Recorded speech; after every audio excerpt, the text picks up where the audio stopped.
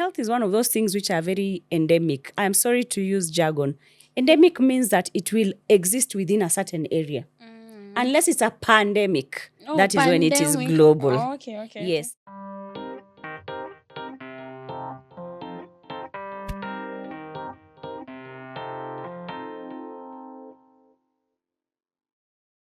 Chronic conditions, and we seek to support, empower, and enable this journey as we discuss the intricacies of healthcare collaboratively with our caregivers and our medical practitioners.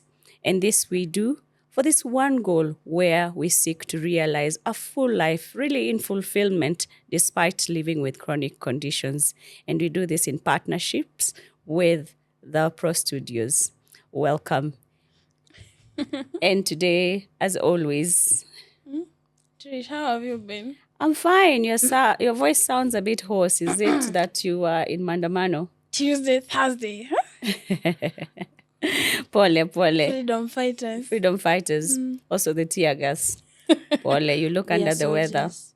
Yeah, Kidogo tu. kidogo. We shall be back. We shall be back. Yeah, we wish you strength. Thank you. Yeah, and we also seek to ask those of us who journey with chronic conditions are out there protesting to ensure that you keep your health first. Put your health first. Safety. Don't be like me.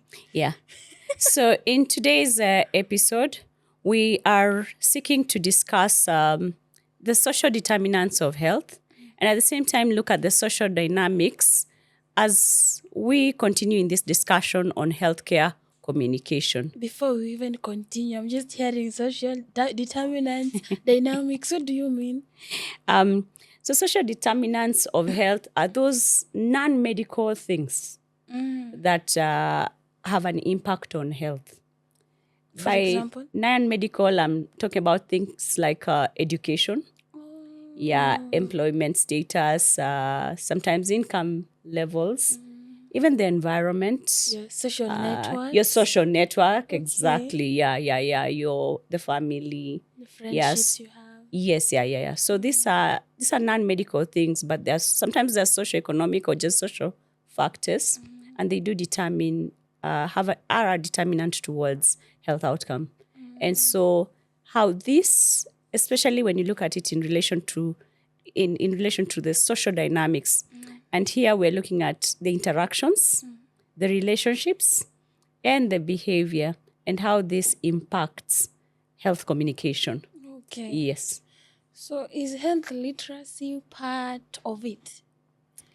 Yes, health literacy is a big part of it. Yes. And when you say health literacy, you know me, I just assume, is it taught or is it just can you learn it or it just happens? Health literacy, what do you mean by health literacy? Or it's what I know? So we don't really get into the depths of health, but we will in school. But your education is a big factor into this. But then again, when you are really looking at health literacy, sometimes it could be focused on a particular issue, like during the pandemic. You saw how we regularly received information on the situation. Texts, posters, and the media were, supporting the process, and you were being taught about how to wash your hands, when to wash them, how Keep the regularly to distance. wash them. And it wasn't just enough to just wash your hands. And this was in relation to the COVID pandemic, because the COVID virus, the way it is such that if you just run your hands through water without carefully doing it, then you will not have, if at all you've come into contact with the COVID virus, you will not have washed your hands well enough unless you did it as they were teaching you. So those lessons are An example of health literacy. Okay. And it can be on other things, sanitation, diarrhea, on small children. Getting tested for TB. Vaccines. Yes, even on menstrual health, because some of us will use a pad a whole day and this could impact on your menstrual health. But there should be more Yes. information, Yeah. health literacy on menstruation. Yes, especially that. So your gender roles again are a social determinant of health. Your gender, sorry, because then different. These are dynamics that you need to put in place, and you need to consider that as a woman, these are the things that I need to know. So that's health literacy. But then again, I think it's bringing up social disparity. Yes. When we're talking about literacy of health. Yes, you're right. And social disparities will come up. And I've mentioned things like income levels. I mentioned things like housing when I talked about, because there are certain sanitation problems that you will only face because you are within a certain housing level or environment. Yes. So disparities will come in. And these are the disparities that could affect the health outcomes. Because if you have a certain level of education, you're definitely at a different place than someone else who has perhaps less. There is no way I would receive information on health and perhaps act on that information and perceive treatment the same way somebody who has never entered a school would. So when someone is educated, they do handle their health issues differently. Yeah, because, even in school, as much as we don't go too much deep into it, Yes. we study diseases, hygiene, Exactly. Yes. a lot to do with our health. Yes. And so ensuring that someone has some basic education is already one, let's say, it's already something you have done towards, an effort towards supporting their health. And it could lead to better health outcomes when that is expected or required. Okay. Yeah. But maybe I've not gone into school that much because, even we are assuming that it's only adults who have chronic illnesses. Yeah. They're children, but they have the information and they're taking good care of themselves. And some who don't have the information or are not as much informed as the rest, they'll handle it differently. Now, how can a parent help their kid maybe? Especially, it becomes a challenge, especially if maybe the parent did not go to school or is not well informed about health matters. Okay, and let me also just bring in that for a child, the expectations are that a child is existing within a family. That in itself is like a support system or something of the sorts. And when you present yourself to a doctor, remember I'd spoken about social dynamics. The way the communication is happening is, first of all, you have come because your child is sick. The doctor needs to very quickly realize that how they're interacting with you as a parent to a child who is sick, who they have likely already figured their level of education or their health literacy is low, would tailor the communication in such a way that it could still be able to realize an impact that is helpful and beneficial. Yes, it doesn't always have to be that you have gone to school. It is that you now, this calls upon you as a health worker and as a community health promoter in areas where we are talking about public health. And the other day, you know that the government employed about 107,000 public community health promoters for such purposes. They will tailor and they will use their relationship with the locals and tailor this message in such a way that it can actually be able to reach all the way down to a rural community setup and to that parent or to that mother and father or even that guardian of a child who does not have the same level of education as someone else. But I think this has been a major problem because, for example, in the case of endometriosis, you see most ladies are now coming up after Njampi's death and they're saying they didn't know because they spoke up and they were told by their parents or guardians that it is normal. Girls have painful periods. And, so in such a case, something that could have been discovered earlier, they are now discovering it. Maybe it has developed or it's in a later stage, or maybe now the pain becomes unbearable. So they have to seek medical assistance and then they realize, this is something that started long way back. And about 2 or 3 social health determinants come to mind, or other social determinants of health.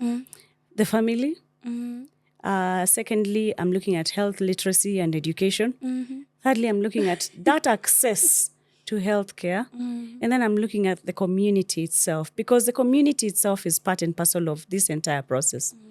If at all the message we are tailoring is not addressing these issues that are ailing us, and if the cultural norms within us, because those are at play in social dynamics, cultural norms, Influences. do not, yes, their influences, do not in one or do in one way or the other hinder this health literacy on endometriosis, then we will not realize good health outcomes. But if these processes are positively geared towards better outcomes, then that person who has endometriosis would be knowing about endometriosis. Yeah, even the channels Through the media? Yeah, Yes. since Jambi died, now people are speaking up. Yes. And she was a very big a public figure. Yes. So maybe if the government can, or maybe there's socialites, the influencers. Yes. They can be used to share the information, because they actually have a reach to a very wide audience that is very heterogeneous. What I mean is that they can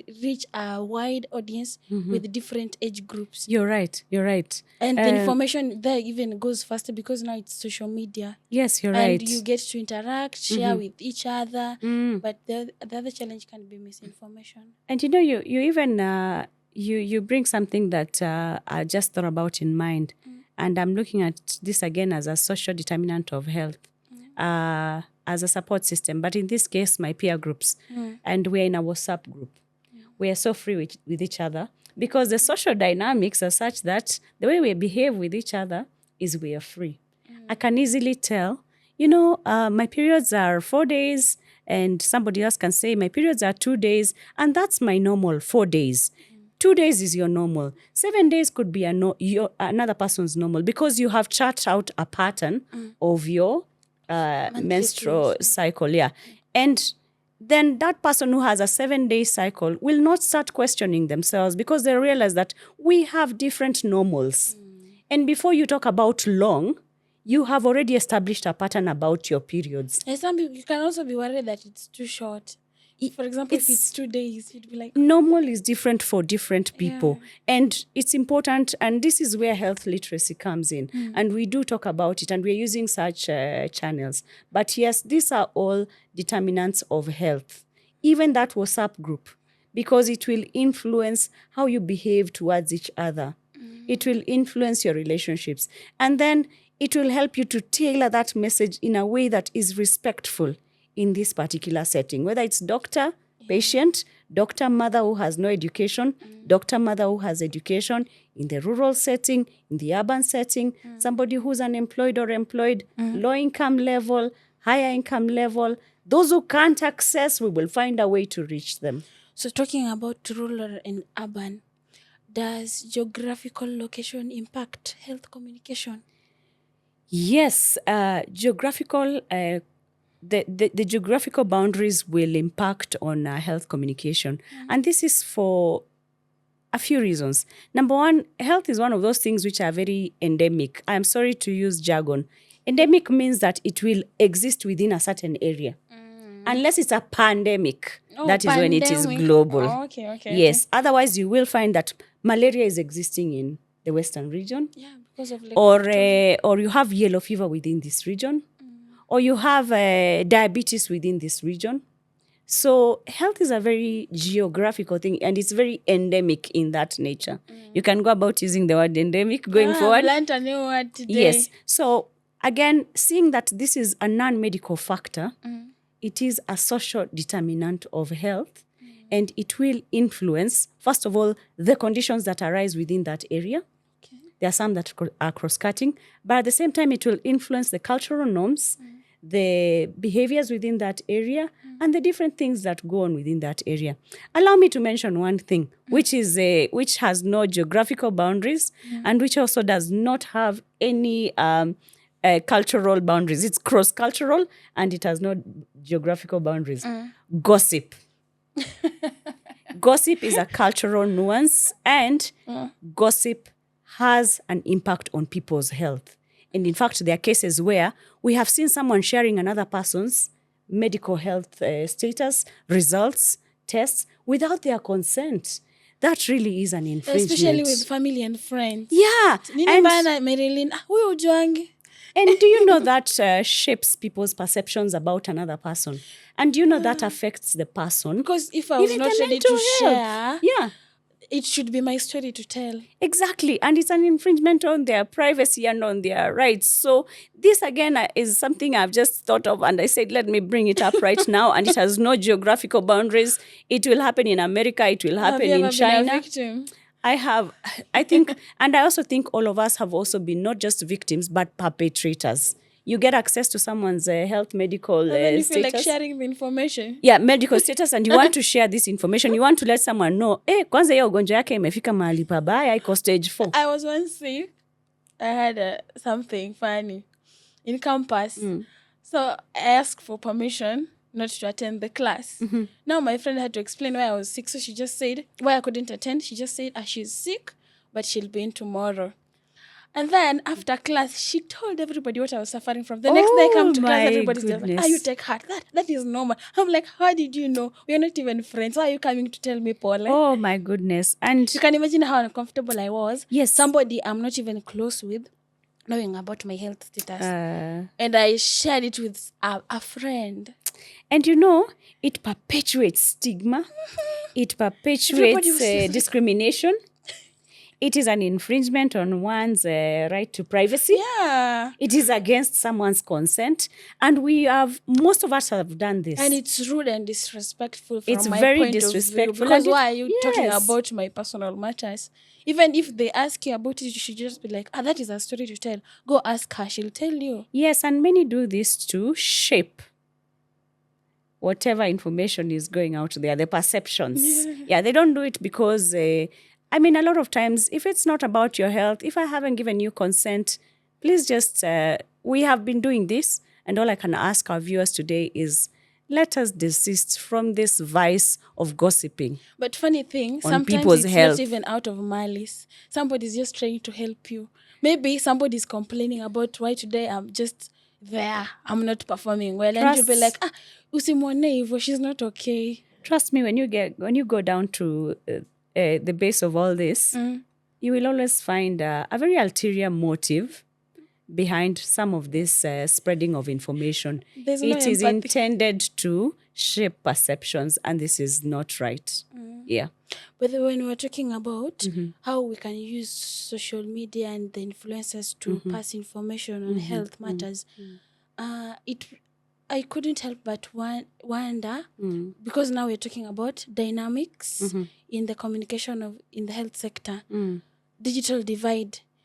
How nowadays you don't even have to go to the hospital to access a doctor. They're available online. Or I can even just Google my symptoms and Google the medication I require and go in. You can even order online. Dr. Google. Yeah, you can even order the medication online. Yeah, let's allow the medical practice to be undertaken or to be done by those who are qualified to do it. We are not qualified. Trust me, sometimes diseases present in a similar way. How will you know it is this or this, or this or the other? Even the doctors sometimes deal with those challenges, but they are best placed to see the slightest of hints to be able to make the right diagnosis. So I would urge us to leave the medical practice to those who are qualified to undertake this. But there are professional doctors who are on this. I'm not talking, like for example, Zuri. They have a service where you can access the doctor online.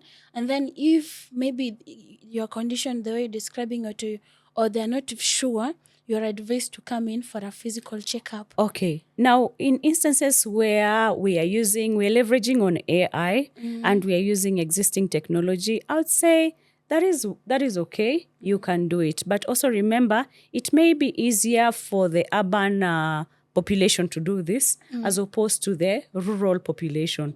You also need to consider access. Let's not perpetuate social inequality or to make it hard for us to realize equitable healthcare because of technology. So let's use it where it is serving us and where it is not, especially for the rural communications, for the populations, and for those of us who perhaps may not have that level of communication. It doesn't serve us for us to do this. But where it does, then let it be the way to go.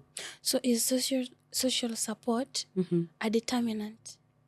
Yes, social support is a determinant. And if I'm just again to use my own story, when I struggled with opioid addiction, it's the social support that got me out of there. If I didn't have that kind of social support, I'd still be struggling to date.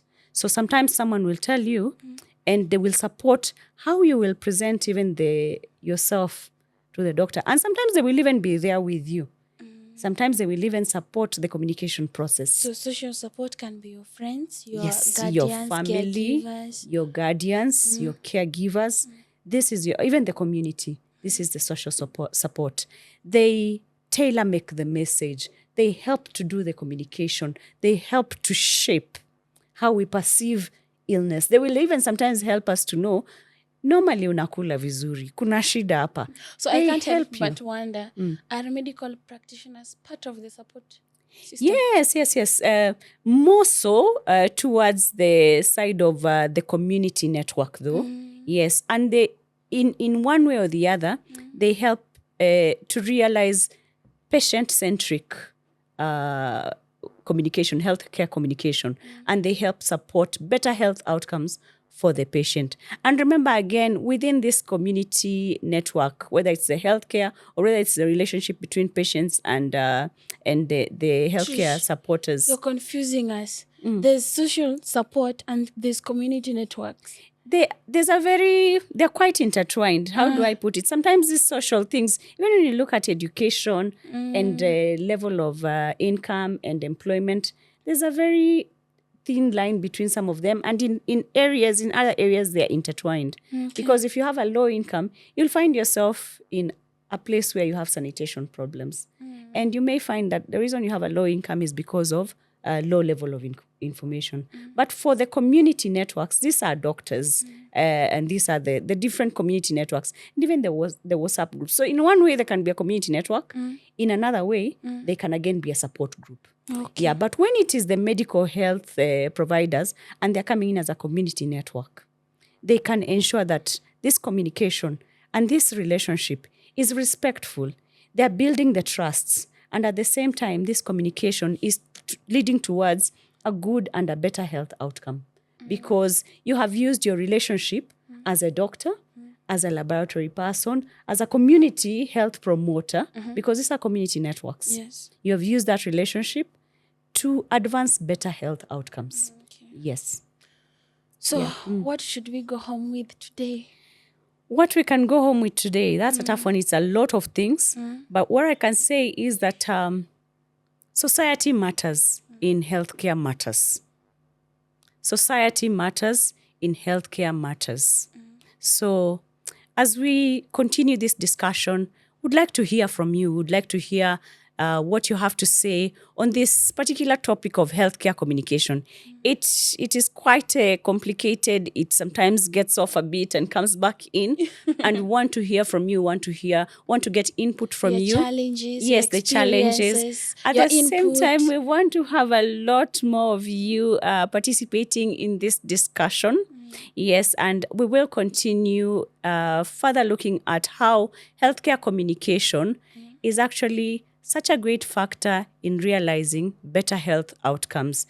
And in one way or the other, if we contribute toward better health communication, we are supporting better health outcomes. And I have been your host, Trish Barasa. And I'm Marilyn Josephine. And we look forward to seeing you again next week, where we will be discussing economic factors in health communication. So share our content, subscribe, and keep following us. Comment. Yes. Let's engage. We would love to hear from you, our viewers. Thank you, and bye-bye. Keep safe. Keep safe.